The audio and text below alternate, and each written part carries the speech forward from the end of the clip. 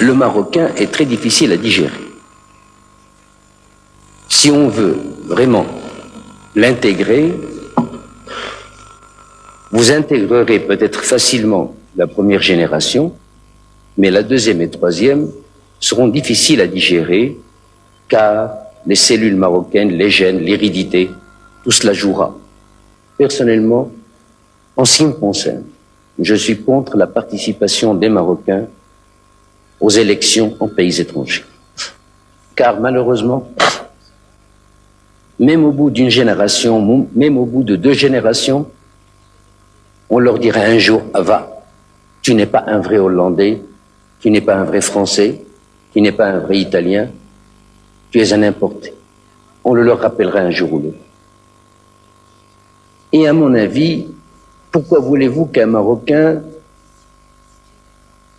se mette vraiment au garde à vous, intérieurement et extérieurement, en écoutant l'hymne hollandais?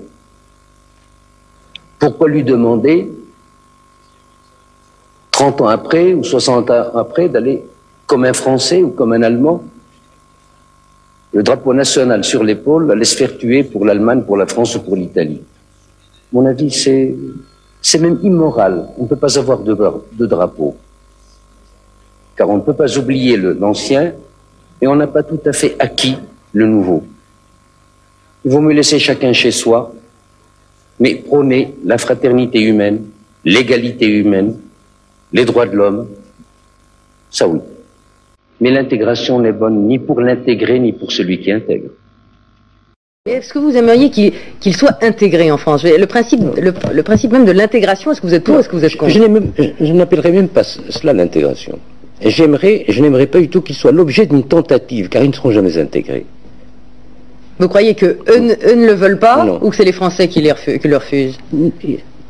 L'exprimeront-ils qu'ils ne le pourront pas? C'est possible entre Européens. La trame est la même. Les mouvements européens dans l'histoire ont été Est-Ouest. Et les mouvements humains, la religion, enfin tout un tas de choses. Mais là, c'est un autre continent. Et vous n'en avez que faire. Ce sera de mauvais Français. Ce seront de mauvais Français. Enfin, vous nous découragez de chercher à intégrer. Je vous décourage en ce qui concerne les miens, les Marocains, d'essayer des détournements de nationalité, car ils ne seront jamais 100% français. Ça, je peux vous l'assurer.